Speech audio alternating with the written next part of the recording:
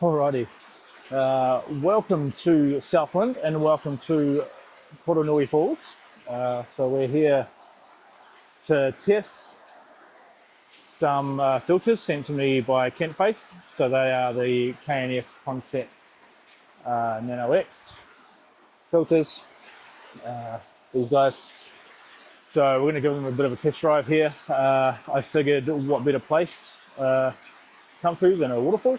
And yeah, so we did test of the polarizer and the ND if we need them. It's not very bright today, so we might actually not need the filters, but we'll still use them, we'll put them on. So unfortunately I neglected to bring my second tripod with me, so I will be hand holding you for the whole of this video. So if it's a little shorter than normal, that's probably why. So I'll pop down to the bottom here.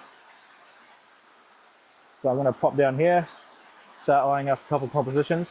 But there's a pretty good one from here, which I might shoot first actually. And then we'll pop down to the bottom. So yeah, stick with me and we'll get these compositions set up and try these filters out. Okay, first comp set up. We're pretty much right on top of a bit of a rock sort of platform here. And this is a benefit of having a tripod. Just watch, this ground is very uneven. This is the benefit of having a really tall tripod, is if you're on uneven ground, then you can extend the leg all the way down. Like so. So we have that all the way down there. We have that one there, and we have this one here.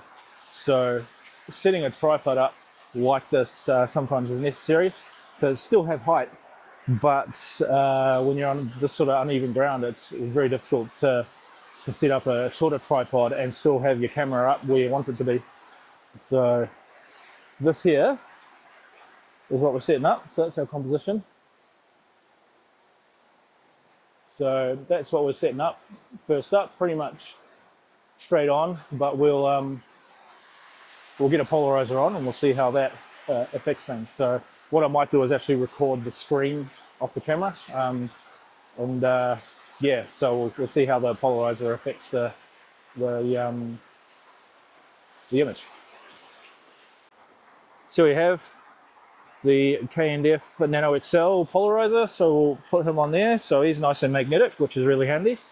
Now the key to know with polarizers is you do lose a little bit of light with the polarizer, but let's brighten that up a wee bit. We'll just switch hands. So we do lose a little bit of light, but if you can see how that's changing, I'm not sure you can on screen there. So I'll record some video of the GFX here, and we will put them into movie mode. So I'm just going to have to use some unnatural video settings for this, so it's going to look a little weird, but that's fine. So let's just hit record. Alright, so as you can see, so that's zero polarization, so you can see the glare coming off the leaves there. If we polarize it, we'll see how those greens become much more saturated and we lose the glare. And if we put that back, you'll see a little bit of reflection coming off that log and the water. Not quite as pronounced as off the leaves, but yeah, that's where a polarizer really helps with reducing glare and actually increasing the saturation, especially of greens. And greens on these Fuji cameras are really good. I really like the greens that come out of Fuji. So yeah, we'll frame up the composition, we'll take a shot, and yeah, let's see. All right, first composition set up. We're actually zoomed in to about 35 mils on this. I just wanted this log down the bottom here, so that's this guy down here. I just wanted him at the bottom of the composition, but not too dominant. waterfall, nice and central, and we're shooting at f11, 1 and a third seconds, and we'll fire that off. I should put that 2-second timer on, I suppose. So we'll fire that guy off.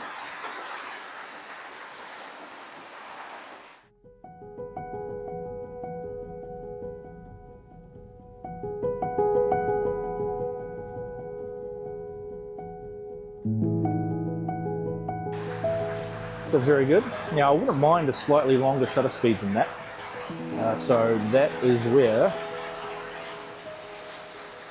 that's where we are going to stack a filter on. Now if you're going to buy these magnetic filters from any brand, but these K&F Concept ones included, you generally will need to buy the size bigger than your lens. So I've got an 82mm thread on this, and these are 82mm filters. The problem is, if I stack these, what's on there? If I stack these, they're going to show up around the edge of the frame at the widest angle.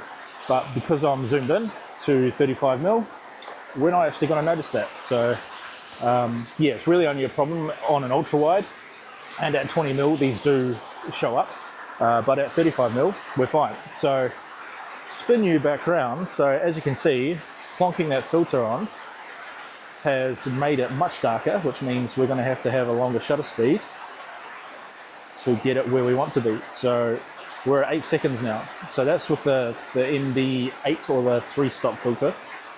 So we'll take that photo. So he's going to shoot for 8 seconds. Cue time-lapse slow music here.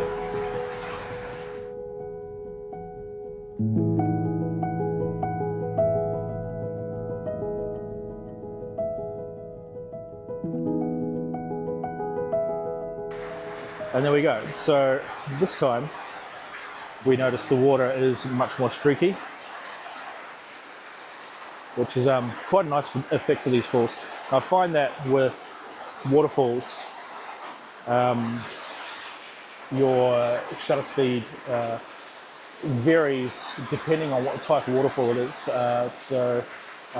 With shutter speed being your sort of main compositional choice, your main creative choice, it becomes key as to what type of filter you might need to put on. So with a slower running fall like this one, so flip you back around. So as you can see, this isn't like a rapid fall, it's not a massive rush, there's not a lot of flow. So waterfall of this type I find much suited for a longer exposure. So a faster waterfall with more texture to it, I would tend to use a much faster shutter speed.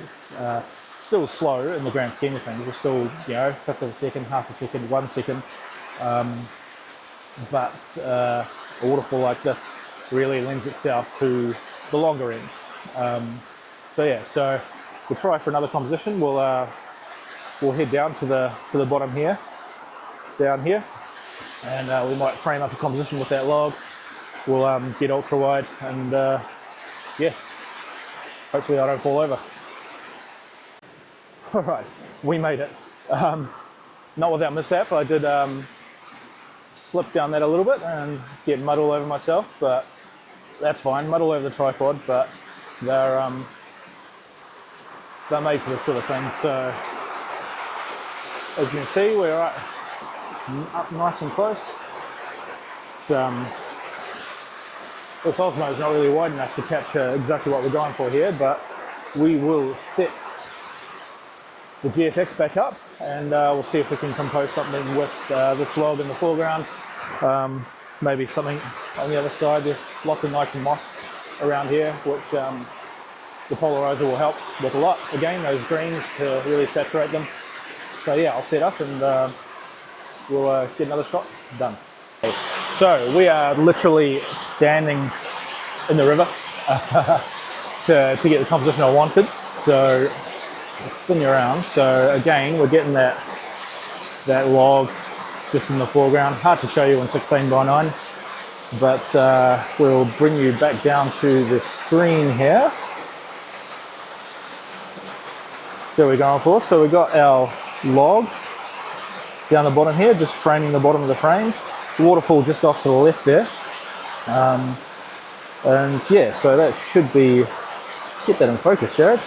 That should be a reasonable composition.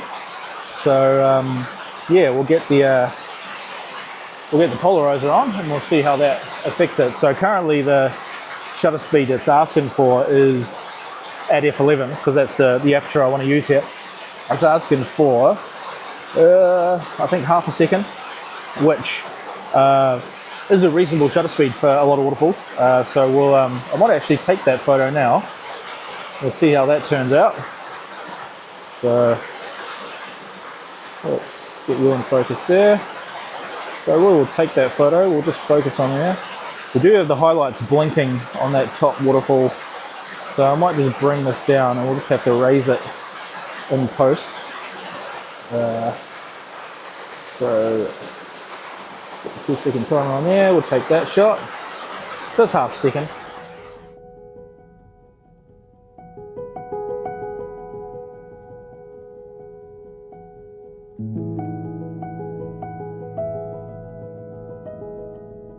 Okay, there we go, polarizer on.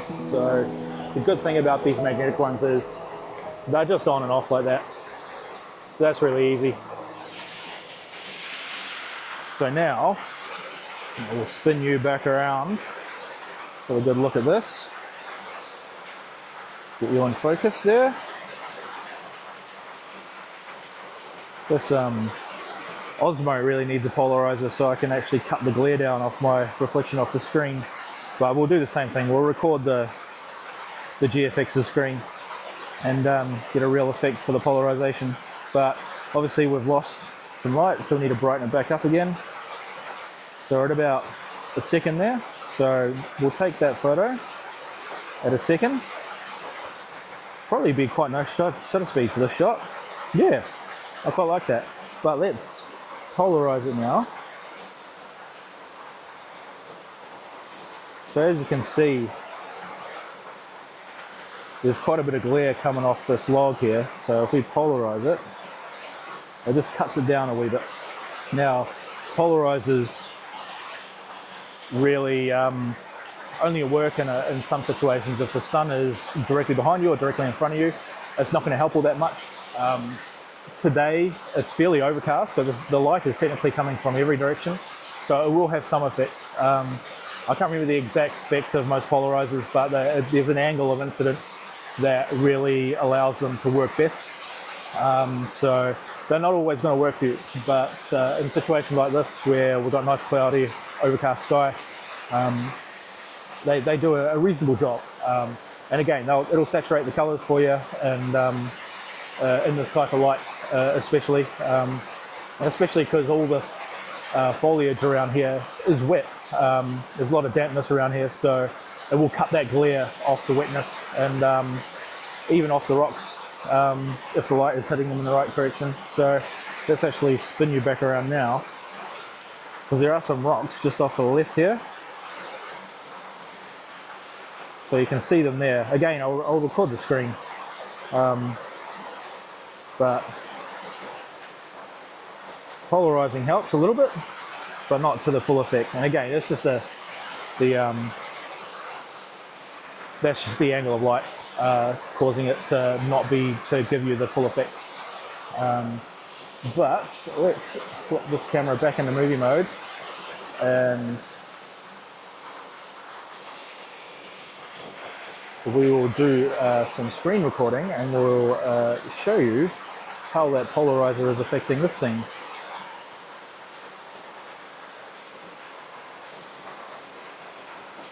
Wrap that ISO up. So there we go, he's recording now. So as you can see, unpolarized air, there's a lot of glare coming off these leaves up here and off this rock and off just this water. So we spin them around, you'll see those greens really saturate, and it just really makes those colors pop a lot more. Unfortunately, that rock over here, we're not getting the full polarization from, and off the log here, it's not doing a massive job, but it is doing a bit, as you can see there. So they're not a fix everything type of filter, but they do a very good job when they do a very good job. So what I'll do is I'll put an ND on now, and we'll take probably another 8 to 10 second shot, and we'll see how that one turns out. All right, I've popped on the free stock, so the ND8. We'll spin around, and as you can see, he is a lot darker now. And that's actually, if we put it back at the settings I had before, so we're at ISO 80. Oh, we're still in movie mode. Huh. All right, so we're at F11, we're at 1 second at ISO 80. So boost this back up. There we go, 8 seconds. We are getting some highlights blinking on the top. So what I might do is do a bit of an exposure bracket. So one thing you should always consider with waterfalls is experiment with your shutter speeds, but also consider blending those shutter speeds together. So you can take a very long exposure, you can take a much shorter exposure, and blend those two together. And my good mate James Elan has a tutorial on his YouTube channel to follow that, to do that sort of thing. So that'll be probably up here. It's quite a cool little technique to get the best of each shutter speed that you like and put them together in one shot. So yeah, but what we're going to have to do here is, because we have those highlights blinking at the top, now that's not really a critical part, so I don't mind taking a slightly faster shutter speed for that one. This detail around here is where we want the longer shutter speed, so let's take that photo now. That's 8 seconds.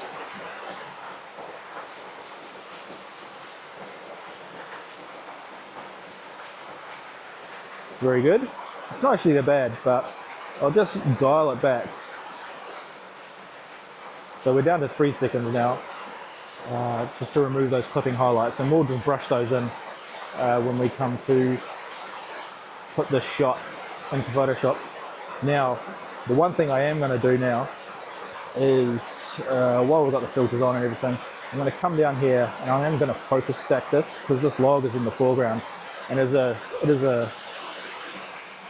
log in the foreground is a key part of this composition, and I want it sharp. So we will take that shot and focus stack this shot. So again, that one's going to be at 8 seconds, but that's just because I have the filters on and I can't be bothered taking them off. So we'll just make sure that that log is in nice sharp focus, and blend those together. So once I've gotten this back, and we'll have that all blended up, and yeah, hopefully a pretty good one. So we'll try and seek out another composition and see what else we can find around here. There's some cool moss on the root system of this tree that's fallen over. There's all this sort of mossy stuff around here, but also over here there might be a shot from over here, like getting right up close to that log. So yeah, we'll have a poke around, and hopefully when you see me next, we're actually in a nice spot.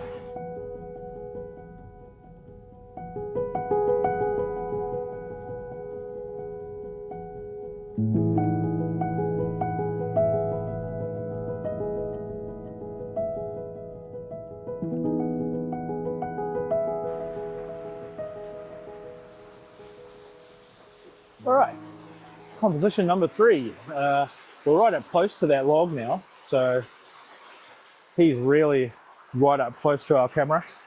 So we're using him to frame the bottom of the image. Unfortunately, some sky is creeping up to the top of the frame here, so I'm not a huge fan of that, but we'll see how that turns out. Now we are at full wide now, so we're at 20 mils. We're probably going to find issues stacking filters at this point. Now you can crop, a little bit. I've just seen people behind me while I've been yapping.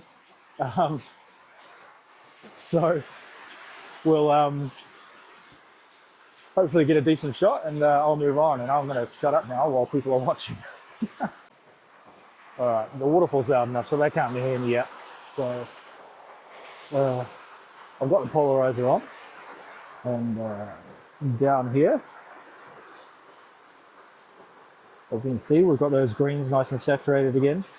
Now, definitely going to have to focus that to have this log and the background in focus. But I'm definitely going to have to expose a bracket this one with that sky creeping into the shot. We'll have to make sure those highlights get knocked down in post. Yeah, cool composition. The polarizer gives us a 2-second exposure, so I'll bridge the 3 stop on and we'll see if that gives us 10+ for this time. Now, if you've never used magnetic filters before, they are really handy, and I will never go back to them.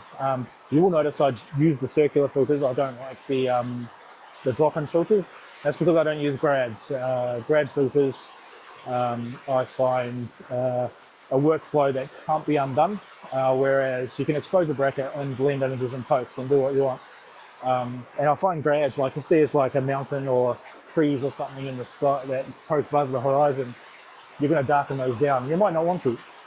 So with a circular filter, if you need to darken anything down, you just expose your bracket and blend it in Photoshop.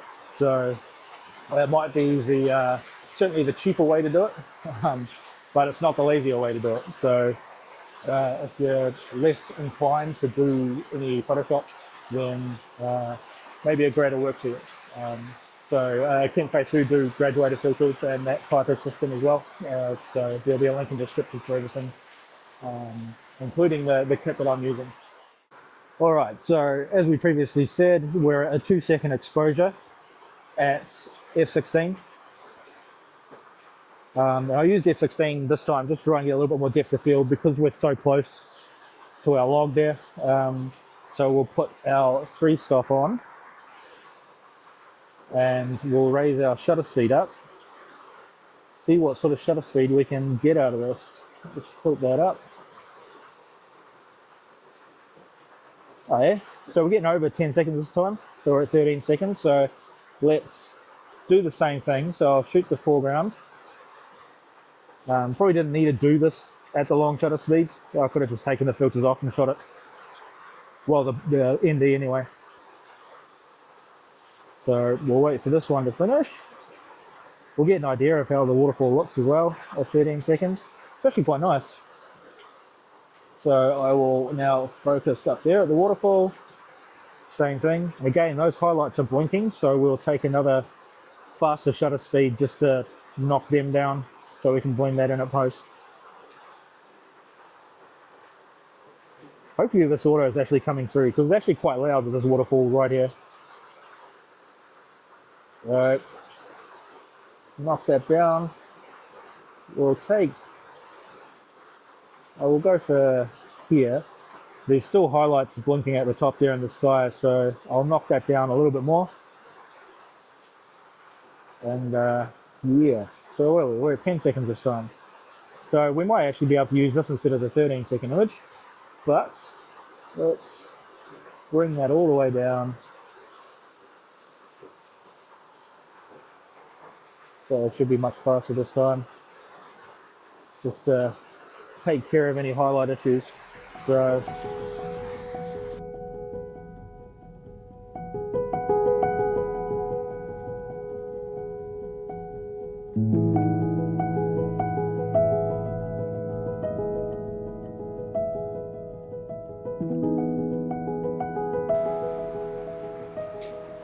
there we go.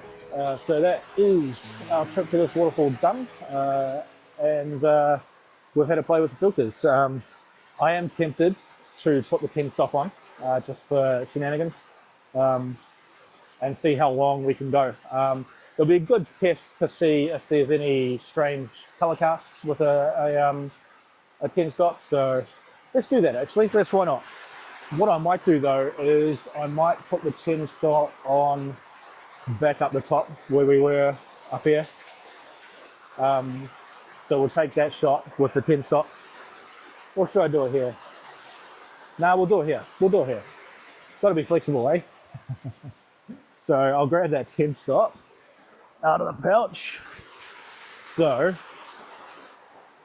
that's that little handy pouch that it comes in. So we'll knock the free stop off. All right, 10 stop, aka the ND1000. So very dark. So what I might do here is if we take our 10 stop off, so there are apps out there that can help you calculate an exposure. Often your camera's display, when you put a 10 stop on, won't help. You won't be able to visualize your screen or your histogram because it just can't handle it. So what I'm going to do is I'm going to dial in the kind of exposure I want in terms of time. So let's go to about F16. So we'll spin you back around. So we're here.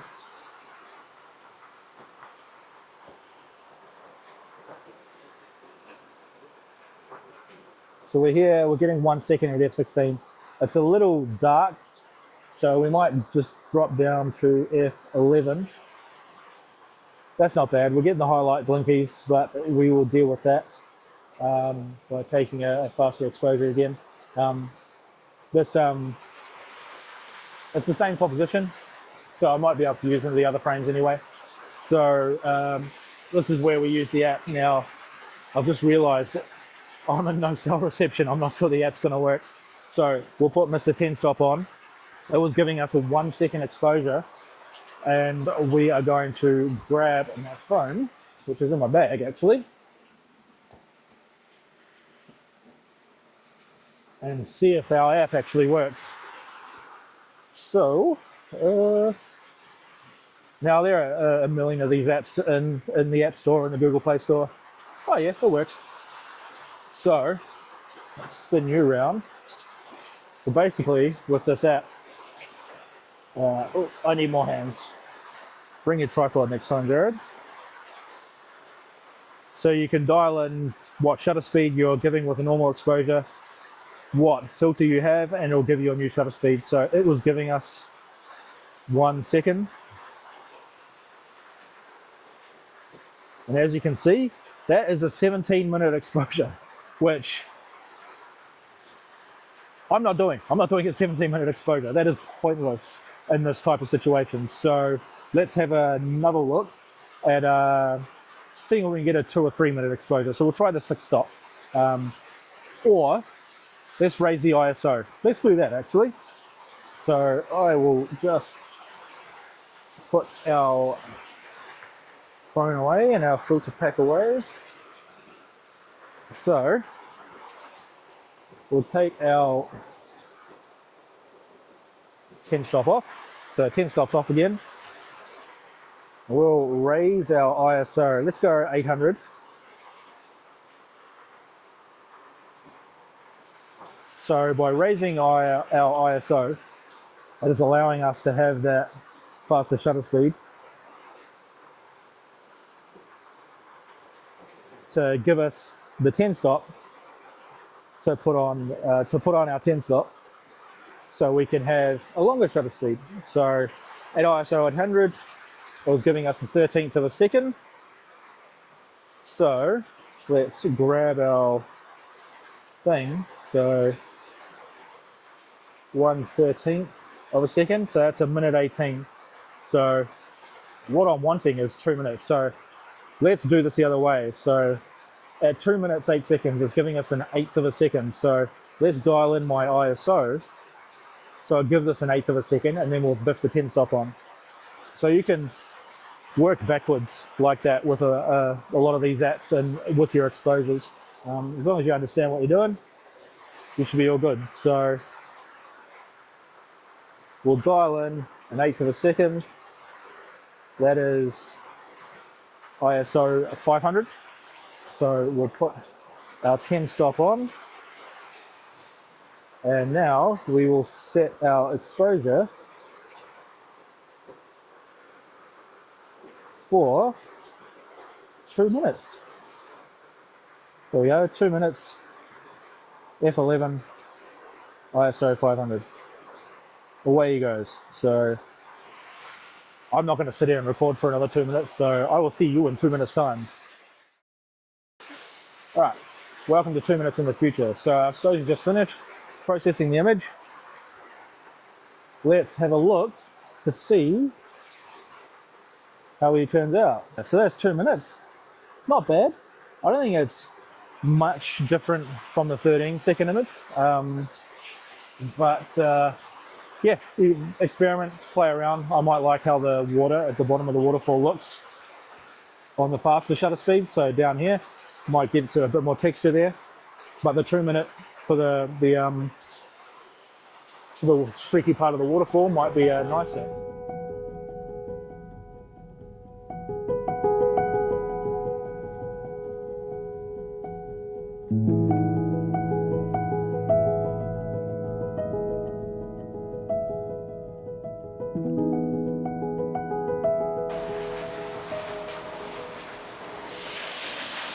So I've come around to the other side of the waterfall. My 2 minute exposure is still shooting over there. But it's actually quite a cool composition here. Again, we are cropping the waterfall a little bit, but we've got these ferns here, which are quite a nice color. Have this moss on this old tree here, and we've got all the moss on the cliff and all these ferns up the top here. So makes for an interesting composition. So I'm definitely going to come over here and take a photo of that. Something a little bit different. I've not seen that type of composition here, but I could be wrong. I'm sure it's been shot before, because there's definitely been people around here before, and I'm definitely not the first person to shoot this waterfall. So yeah, on that actually, the only reason I know about this waterfall is because of Tanya from Lightfall Images. So I'll give her a shout out. Link to her Instagram up there or up there, whichever one I can't remember which side it ends up on. But yeah, she told me about this waterfall. It's a little less known. There's a lot of waterfalls in this area. There's McLean Falls, there's Purukunui Falls, Matai Falls. There's quite a lot around here. So this one's a little bit less known. There's more people here. So yeah, I'm talking to a camera with people around. But yeah, I'll go grab my shit and we'll come over here and take this shot. Alright, so we are set up here. I have the tripod up nice and tall. So she's there. I've still had to tilt up a little bit. I'd love to get my hands on Fuji's 30mm tilt shift lens one day, but was that a pricey lens? But here we go. Camera is up above head height for me, so that means it's just above 6 foot, because I am 5'11". So yeah, I mean, those Fuji greens are pretty spectacular. I do like the Velvia film sim to preview these sorts of images with a lot of foliage. But yeah, we'll lift the polarizer on and we'll see how that makes a difference.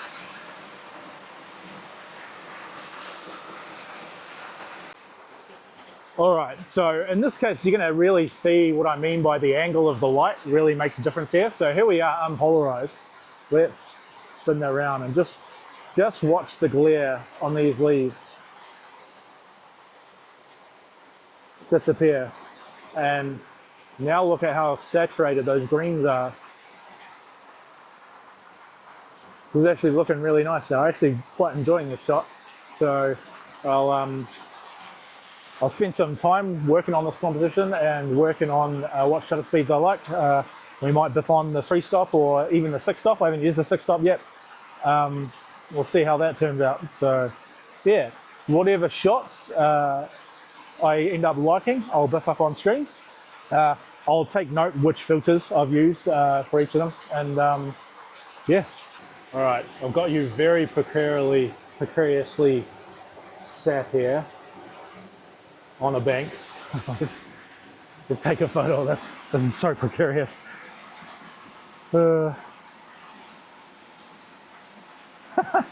So thankfully the face track works really well, so we'll get a little video of me taking this shot. Let's get this shot all set up. So this is with the polarizer, so we are at 1 1/3 of a second at f11 ISO 80. So we'll take that shot, we'll see how that turns out. Very nice, very nice. So what we'll do now is we will put our 3-stop on. I don't think I'll need the 6-stop. So we've got ND8. So that will give us 5 seconds. So we'll take that shot. So this is with the ND8 and the polarizer stacked. Really not a lot of difference in the water. It's just more motion blur in the foliage. And on that, what I'm going to do in order to counter that is I'm going to take a higher ISO shot with a faster shutter speed with the polarizer still on, but I'll take the 3-stop off. So we'll get a fast enough shutter speed to freeze the foliage from moving.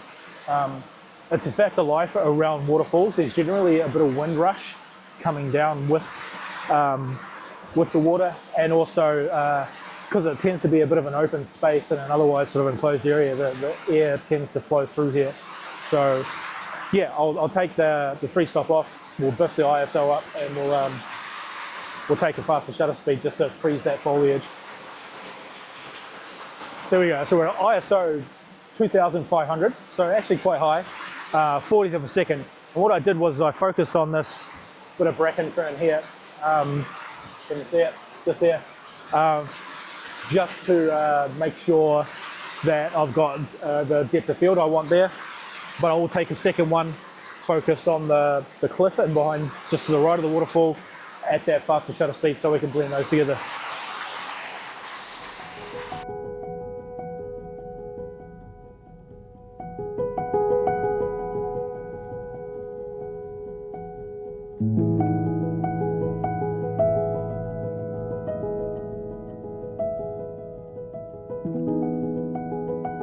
Yeah, pretty happy with this composition actually. I'm really glad I came over here and explored this spot a little bit more. Probably going to be my pitch for this spot. So yeah, I'll spend a bit more time working on this composition, on this spot. And if I find anything more interesting, we'll pop you back on screen. But if this is the end of the video, thanks for watching, much appreciated. Do all the things like and subscribe and leave a comment below. Don't forget to check out James's channel for the time blending, and have a look at Tanya's Instagram. Another local photography here, well worth a follow. So yeah, see you next time.